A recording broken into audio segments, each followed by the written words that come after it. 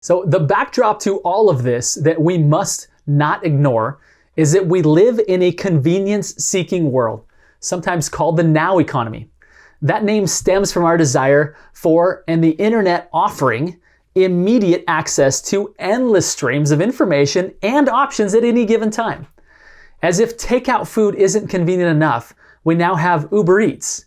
As if Amazon Prime, delivered in 2 days, isn't fast enough, we now have Amazon Now, which moves the delivery window up to 2 hours. You get the picture. We want what we want, and we want it now. And technology has done a fantastic job of offering us some incredible conveniences. Just recently, Jason Abrams at the Keller Williams Family Reunion event said, anytime people are given the option to swipe right and get a house, people are going to get hurt. So if we don't make a few key distinctions, then yes, there can be a downside.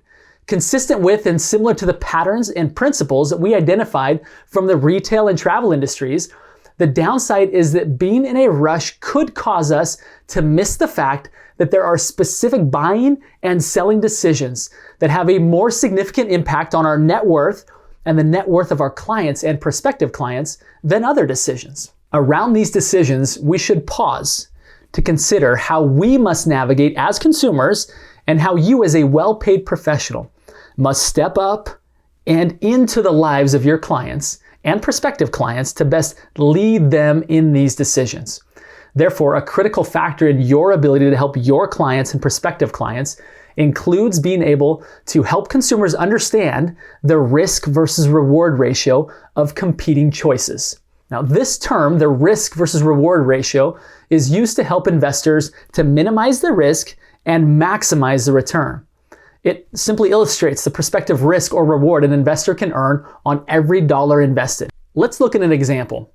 An investment with a risk-reward ratio of 1 to 7 suggests that an investor is willing to risk $1 for the prospect of earning $7. Alternatively, a risk-reward ratio of 1 to 3 signals that an investor should expect to invest $1 for the possibility of making $3 on his investment. Now, obviously, the 1 to 7 ratio is a better situation for the investor.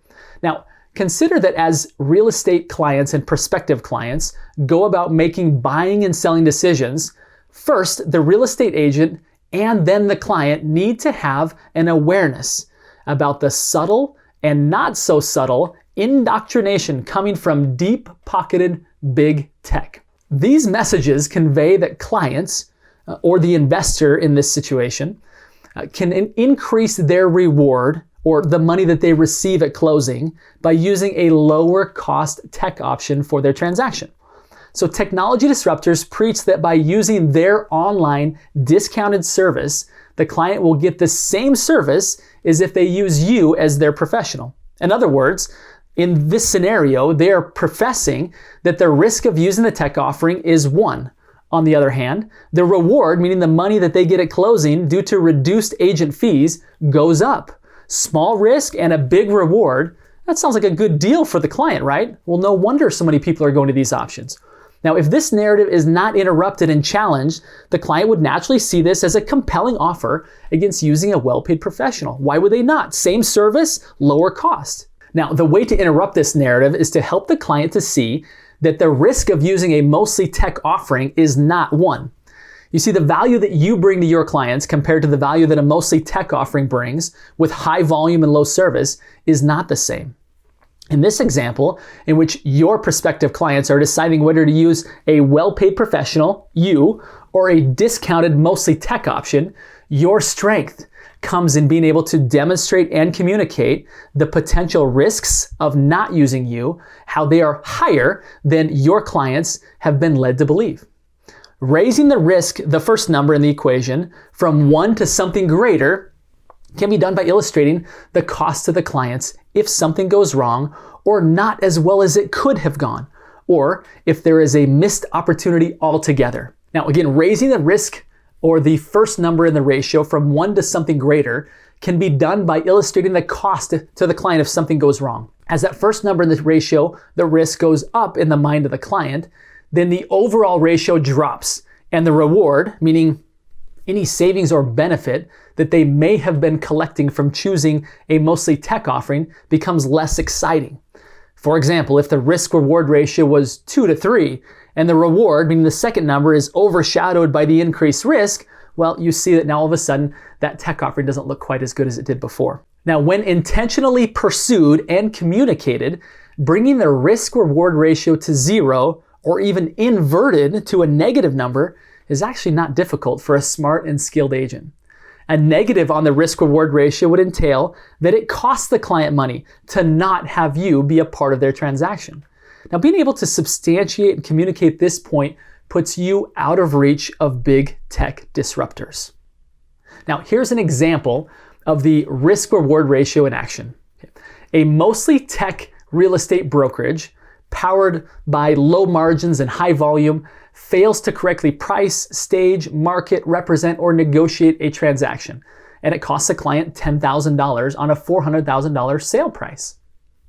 That same broker offers a fee that was, let's say, 2% lower than your fee to get that business. Now, the risk was $10,000, and the reward was only $8,000. In other words, this client investor risked $10,000 to retain $8,000 in discounted fees.